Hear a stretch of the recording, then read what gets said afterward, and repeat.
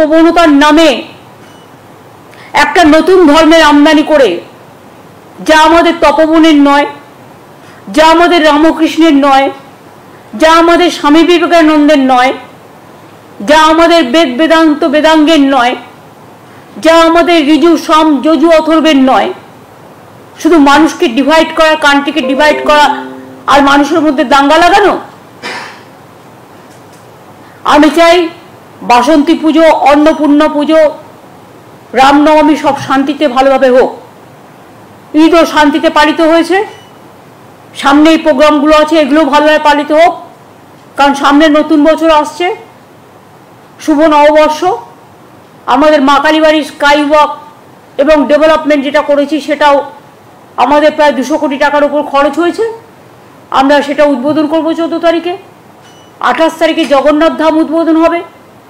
এইভাবে অনেক কাজ আমাদের আছে। কিন্তু আমি দেখলাম ন্যাশনাল ফার্মাসিউটিক্যাল প্রাইসিং অথরিটি, যারা ওষুধের দাম নিয়ন্ত্রণ করে, এটা সেন্ট্রাল গভর্নমেন্টের সংস্থা, 748টা ড্রাগ ওষুধের দাম,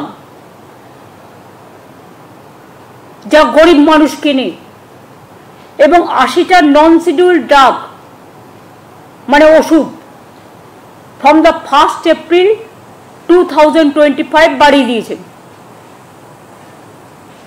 এইসব ওষুধ কেনে কারা? গরিব মানুষ, সাধারণ মানুষ, সমাজের যাদের ক্ষমতা নেই বড় বড় হসপিটালে গিয়ে প্রাইভেটে ট্রিটমেন্ট করা, যাদের ক্ষমতা নেই বিদেশে গিয়ে কোটি কোটি টাকা খরচ করে ট্রিটমেন্ট করা, তাদের জন্য এই ওষুধগুলো কাজে লাগে। আমি শকড। আপনারা জানেন আমরা কেন কোলেস্টেরল যে tablet atorvastatin or ezetimibe tablet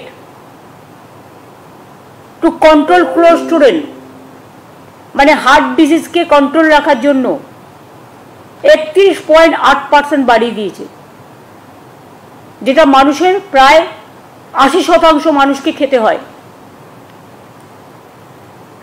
অ্যাট্রোভাস্টিন and এজেটিমিবে tablet, এটাও প্রায় two control cholesterol,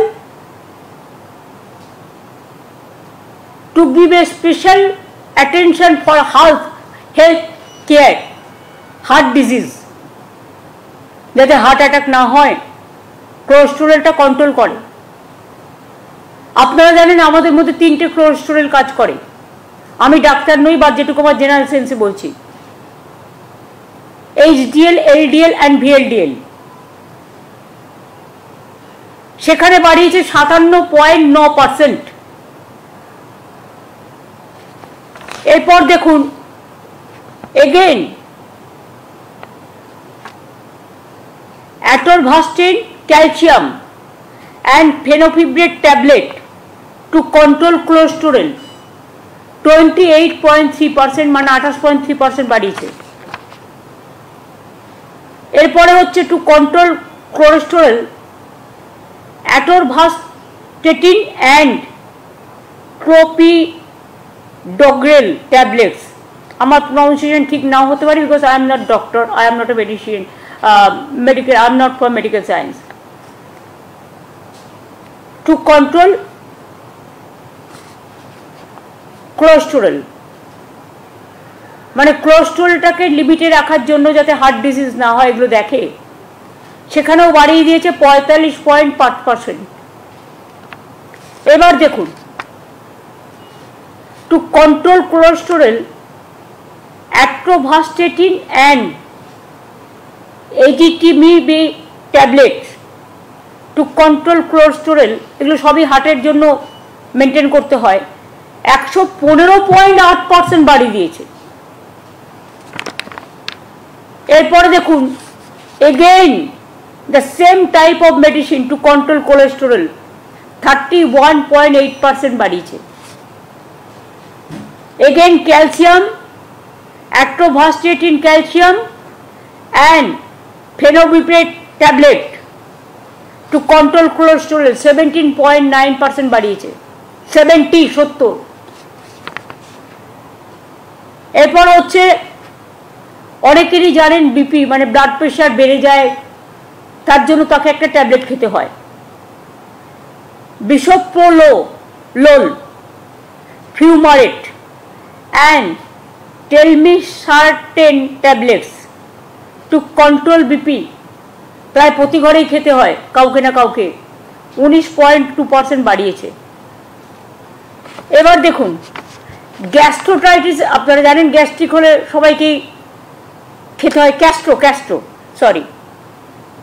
পেন্টোপ্রাজোল and levosulpiride capsule, ক্যাস্ট্রো 19.3% বাড়িয়েছে। এবার দেখুন to control BP again, blood pressure control করার জন্য bisoprolol, fumarate and telmisartan tablets to control BP, এটাও বাড়িয়ে দিয়েছে 19.2%। এছাড়াও like other drugs like amlodipine, amoxicillin, এগুলো অ্যান্টিবায়োটিক্স, সবটা কিনা আমি জানি না, বুধে শনিতে অ্যাজমা,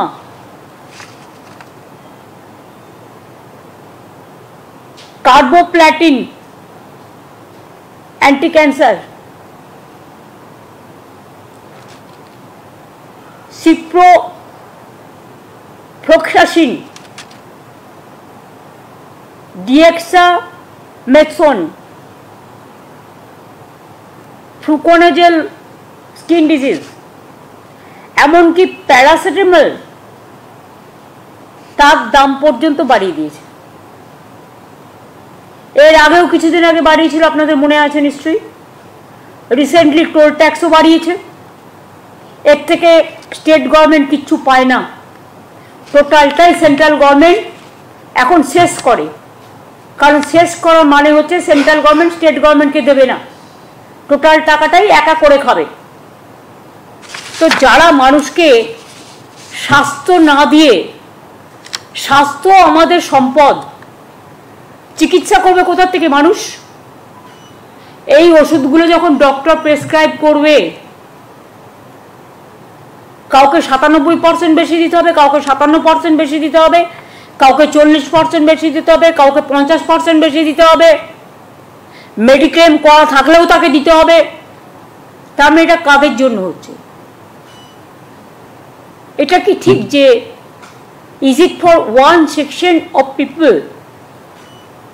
যারা কমন পিপুলের মধ্যে পড়ে না, যাদের ক্ষমতা আছে, কোটি কোটি টাকা আছে, যারা কোটিত্ব দিয়ে ট্রিটমেন্ট করতে পারে, এটা কি শুধু তাদের জন্য সরকার চলবে?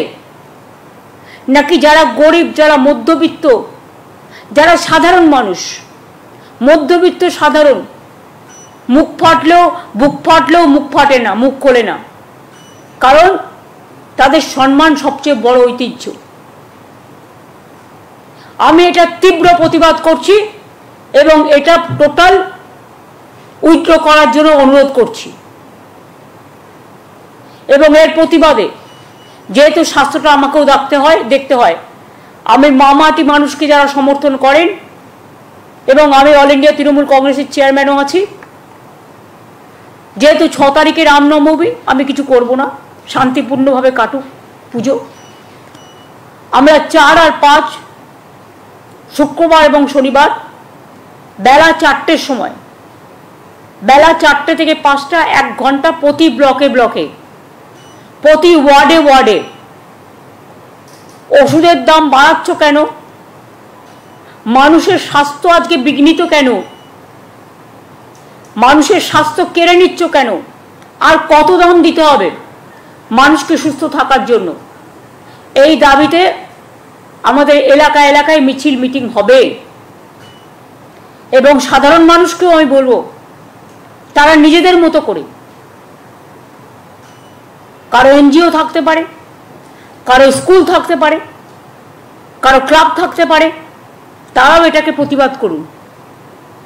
যদি না করেন, আগামী দিন মনে রাখবেন, রোগী অসুস্থ হলেও সেন্ট্রাল গভর্নমেন্টের এই একতরফা স্বৈরাচারী সিদ্ধান্তে স্বাস্থ্য কিন্তু বিপাকে পড়ে যাবে। আর স্বাস্থ্য না থাকলে সম্পদ থাকে না, স্বাস্থ্যই সবচেয়ে বড় সম্পদ। আর কত টাকা পেলে কেন্দ্রীয় সরকার নিজেদের ঝুমলাবাজি বন্ধ করবে? ইলেকশনের সময় বড় বড় কথা, আর ইলেকশন হয়ে গেলে তখন সব উইথড্র করে নাও। কেন জিএসটিতে, মেডিক্লেমে জিএসটি দিতে হবে? কিসের জন্য? কেন মানুষকে একটা ফ্ল্যাট কিনতে গেলে জিএসটি দিতে হবে? কেন হিরেতে জিএসটি ট্যাক্স নেই? কেন জিরেতে জিএসটি ট্যাক্স থাকবে? কোথায় যাবে সাধারণ মানুষ, গরিব মানুষ? আমি পরিষ্কার বলছি, let the good sense must prevail. We cannot accept the price hike of medicine and GST for mediclaim. We cannot accept. And I will request my parliament members also, they are fighting for walk up today, because the Jumla party is only one point program to divide the country, and they believe only divide and rule policy, what we don't. আমাদের constitution আমরা মানি।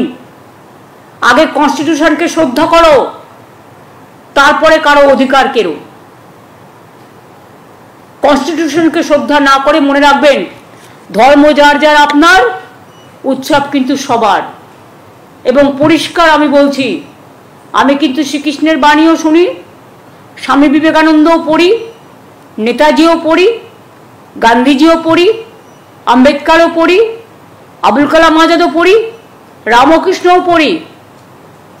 একই কথা, কর্ম যার ধর্ম তার। ধর্ম তখনই সদিচ্ছা লাভ করে যখন তার কর্মটা মানবিক হয়। আর কর্ম যদি দানবিক হয়, সেখানে কোনো ধর্মকেই শ্রদ্ধা জ্ঞাপন করা যায় না। আমি সব ধর্মকে শ্রদ্ধা করি। আমাকে কেন বিদেশে গেলে কোয়েশ্চেন করবে, আর বে হিন্দু? হু আর দে? Am I compelled to reply my question to BJP party? কালকে তো ছেড়ে দিয়েছে, আমি নাকি রেজিগনেশন করেছিলাম। কত ফেক আর চলবে, ফেক আর ফেক। আমরা এফআইআর করেছি, ইয়েস। যা তা করে বেড়াচ্ছে কয়েকটা ডিজিটালকে টাকা দিয়ে, সবাই নয়, তাদের আমি সাধুবাদ জানাই যারা ভালো করে পজিটিভ মানুষের কথা বলেন। আমার কথা নাইবা বললেন, আমাকে 10 টাকা গালাগালি দিন, আমার কোনো গায়ে ফোসকা পড়বে না, আমি হ্যাবিচুয়েটেড হয়ে গেছি। কিন্তু কেন আপনারা প্রতিদিন মিথ্যে কথা বলছেন, কিছু ফেক ভিডিও তৈরি করছেন? আগে মনে নেই আপনাদের, বাংলাদেশের পিকচার নিয়ে মুর্শিদাবাদের পিকচার বলে দেখিয়েছিল, গুজরাটের পিকচার নিয়ে, রাজস্থানের পিকচার নিয়ে বেঙ্গল বলে দেখিয়েছিল,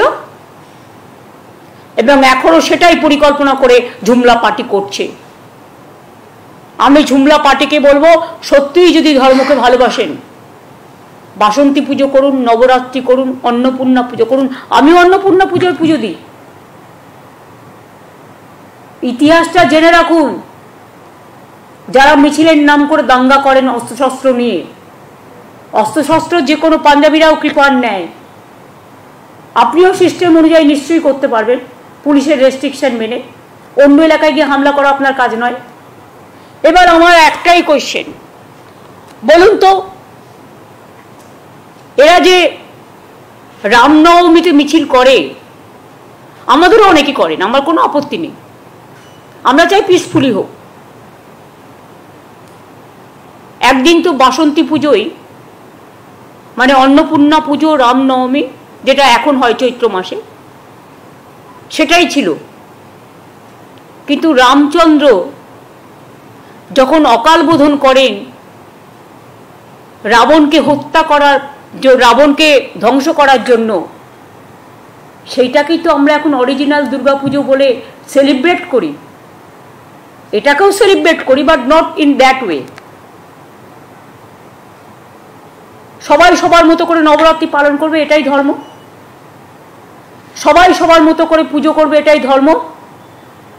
তো আমি শরৎকালে শিউলি ফুল ভাসে, কাশফুল ভাসে, এটা তো আমরা করি, এটা তো রামচন্দ্র করেছিলেন। তাহলে সেদিনটা কি আপনাদের মনে পড়ে না? সেটা কি রামনবমী নয়? সেটা কি রামচন্দ্র নিজের চোখটা পর্যন্ত যখন 107টা ফুল দিয়ে একটা বাকি ছিল, নিজের চোখ দিতে গিয়েছিলেন? ইতিহাসটা জানুন, এবং ইতিহাসের এটাই শিক্ষা, জন্ম হোক যথাতথা, কর্ম হোক ভালো। যথাতথা কর্ম হোক ভালো। কর্ম মানে ধর্ম, ধর্ম মানে কর্ম। ভালো কাজ করুন, মানবিক হন, দানবিক হবেন না দয়া করে, এটা আমার বলা থাকলো। আর বামপন্থীরা তো হঠাৎ করে, সব বামপন্থীদের আমি বলি না, অনেক শ্রদ্ধেয় মানুষ আছে, তাদের আমি শ্রদ্ধা করি, যারা একদিন করতেন এখন করেন না। কিন্তু বিজেপির যারা আছে দোসর, তাদেরও বলি যে গৌরকীকরণ আর রক্তিমকরণকে একসাথে মিলিয়ে দেবেন না। আপনারাও বড় বড় সাম্প্রদায়িক হয়ে গেছেন। সব ব্যাপারেই আমরা দেখি, ইলেকশন থেকে শুরু করে সব ব্যাপারেই বামরাম এক, জগাই মাধাই গদাই। যত এসব করবেন তত মহাশূন্য থেকে আরো শূন্যে বিলীন হয়ে যাবেন। কাজে আমার অনুরোধ থাকবে সবার কাছে, সব কমিউনিটির কাছে, হিন্দু হোক, মুসলমান হোক, শিখ হোক, খ্রিস্টান হোক, পারসিক হোক, বৌদ্ধ হোক, জৈন হোক, সবার কাছে শান্তি বজায় রাখুন। দয়া করে দাঙ্গা করে অশান্তি করবার চেষ্টা করবেন না। It is your game plan. এবং দাঙ্গা করে কেউ কোনোদিন কিছু করতে পারেনি এবং পারবেও না। বাংলার মানুষ আর যাই করুক, বাংলা কালচারের জন্ম দেয়, সম্প্রীতির জন্ম দেয়। আমরা রামকৃষ্ণকে মানবো, জুমলা পার্টিকে মানবো না। আমরা স্বামী বিবেকানন্দ মানবো, জুমলা পার্টিকে মানবো না। আমরা বেদ বেদান্ত বেদাঙ্গ বিদ্যাস্থানে বয়ে বচো মা সরস্বতীর বচনকে মানবো, আমরা জুমলা পার্টিকে মানবো না। আমরা সেই ধর্মকে মানবো যে ধর্ম সবাইকে শ্রদ্ধা করে, সবাইকে ভালোবাসে, সবাইকে আপন করে নেয়। আবার বলছি, আমরা সব ধর্মই শ্রদ্ধার সাথে স্মরণ করি। এবং বাসন্তী পুজো, অন্নপূর্ণা পুজো, রামনবমী, চৈত্র সংক্রান্তি, চড়ক পুজো, তারপরে নানা রকম গ্রামগঞ্জে আপনারা জানেন এই সময় নানা রকম প্রোগ্রাম হয়, চড়কের মেলা থেকে শুরু করে, খুব পপুলার এগুলো। অন্য কোনো প্রোগ্রামকে ডিস্টার্ব করতে যাবেন না, যার যার মতো প্রোগ্রাম করতে দিন। এমনকি 10 তারিখে মহাবীর জৈনেরও সম্ভবত, আমি এখনো দেখিনি ডিটেলস, 10 তারিখে একটা ছুটি আছে, মনে হয় মহাবীর জৈনের জন্মদিন হলেও হতে পারে, আই এম নট শিওর। কারণ 9 এপ্রিল ওরা আমাকে একটা প্রোগ্রামে ডেকেছেন, যেটা ইন্টারন্যাশনাল জৈন কমিউনিটি ট্রেডার্সরা নেতাজি ইন্ডোর স্টেডিয়ামে, আমি যাবো বলে কথা দিয়েছি। এবং আমি যদি সবাইকে নিয়ে চলতে পারি, আপনারা কেন পারেন না? মণিপুরে আগুন লাগালে থামান না। এখানে নিশ্চয়ই যে ঘটনা ঘটেছে তার তো লাইসেন্স হোল্ডার ছিল, সে তো লাইসেন্স হোল্ডার। আপনার বাড়িতে আপনি তো গ্যাসটাকে সামলে রাখবেন। আমার বাড়িতে ধরুন আমি তো রান্না করি না, যারা করে তাদের দায়িত্ব গ্যাসটাকে সামলে রাখার। এটা আমাদের অনেক শিক্ষা দেয়। Licence holder cracker. আর গুজরাটে যে 25 জন মারা গেছে সেটা লাইসেন্স হোল্ডার নয়। আমরা সবাইকে বলবো, প্লাস্টিক জমায়েত করবার আগে, ঘরে আগুন জ্বালাবার আগে, অনেকে ইন্স্যুরেন্স পাওয়ার জন্য মার্চ মাসে এগুলো করে, এটা আমার জানা আছে। আমি অনেক দিন ধরে দেখছি সবচেয়ে বেশি আগুন এই সময়টাই লাগবে, মনে রাখবেন, জানুয়ারি, ফেব্রুয়ারি, মার্চে, ডিসেম্বরে। এবং আমার তো খারাপ লাগছে, একটা পরিবারের সবাই শেষ হয়ে গেল, ওখানে ক্র্যাকার রাখার বাড়িতে কি প্রয়োজন? ক্র্যাকার আর গ্যাস সিলিন্ডার কি একসাথে থাকে না থাকা উচিত? আমি মনে করি এর থেকে আমাদের শিক্ষা নেওয়া উচিত যে আমরা প্রত্যেকে সাবধানতা অবলম্বন করব। কারণ মানুষের জীবন হচ্ছে সবচেয়ে বড় দামি। একটা মানুষ মারা গেলেও সেটা একটা মানুষ মারা যায় খুব কষ্ট করে, সেটা আমরা মানতে পারি না। প্লাস্টিক গোডাউনগুলোতেও আপনারা দেখবেন যারা করে বিভিন্ন জায়গায় হঠাৎ করে আগুন লেগে গেল, কি না তো প্লাস্টিক গোডাউনের মধ্যে কিছু রেখে দিচ্ছে। বারবার বলা সত্ত্বেও, ইললিগাল নোটিশ দেওয়া সত্ত্বেও আইদার তুমি বিল্ডিংটাকে রিপেয়ার করো আর তুমি প্লাস্টিকগুলো সরাও দোকান থেকে। কারণ এক জায়গায় যদি আপনি ইনফ্লেমেবল দাহ্যজনক পদার্থ যদি রেখে দেন, সেখানে তো যে কোনো দিন একটা অগ্নিকাণ্ড ঘটতে পারে, তাতে মানুষের প্রাণ যেতে পারে। এটা আমি আবেদন করে বলবো যে আপনারা প্লিজ সাবধান হন, এমন কোনো ঘটনা যাতে না ঘটে কারো পরিবারে, যাতে একজনও কেউ মারা যায়। আজকের যুগে সোশ্যাল নেটওয়ার্ক খুব পাওয়ারফুল। আমি সোশ্যাল নেটওয়ার্কের মাধ্যমেও, ডিজিটাল এবং প্রেস মিডিয়ার মাধ্যমেও অনুরোধ করব, মানুষকে বাঁচানোর জন্য আপনারা সচেতনতা বৃদ্ধি করুন। এ ব্যাপারে আমাদের পূর্ণ সমর্থন আছে এবং তাতে যার ছোট্ট কাঠবিড়ালির মতো আমরা যদি কোনো সাহায্য করতে পারি, আমরা আছি আপনাদের সাথে। এইটা আমার বলার ছিল। আশা করি আমি আপনাদের বোঝাতে পেরেছি।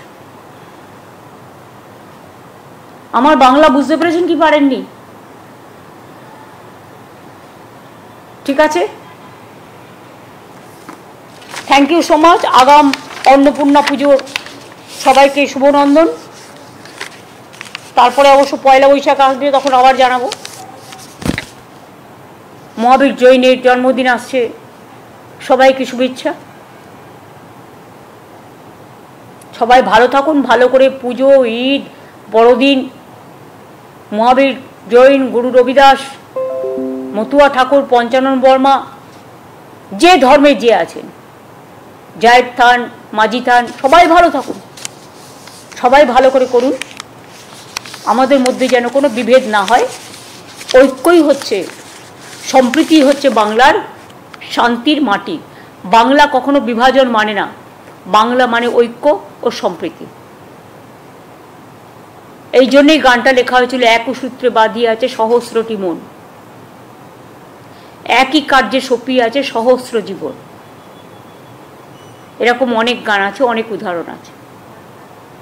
এর জন্যই বাংলার মাটি বাংলার জল রবীন্দ্রনাথ ঠাকুর গেয়েছিলেন, যেটা আমাদের এখন রাষ্ট্রীয়, আমাদের রাজ্যের মেন সঙ্গীত।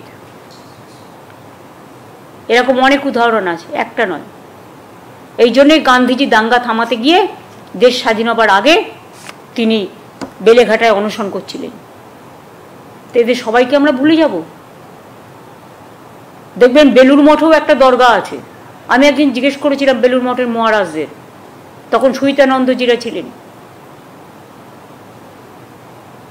যে আপনাদের এখানে দরগা আছে। বললে এটা অনেক আগে থেকেই আছে, তারাও তো পারতেন এটা ভেঙে সরিয়ে দিতে, কই তারা তো করেননি। তাহলে তারা যদি এক জায়গায় থাকতে পারে, আমরা কেন পারি না? আমরা তো আমাদের ঠাকুরের আসনে রামকৃষ্ণ সারদামার ছবি রাখি, স্বামী বিবেকানন্দের ছবি রাখি, কারণ তাদের আমরা মানবিক দেবদেবী হিসেবে পুজো করি। অহিংসা পরম ধর্ম, এগুলো আমরা মানবিকভাবে আমরা প্রচার করি। আমার এটুকু বলার ছিল, দিস মাচ।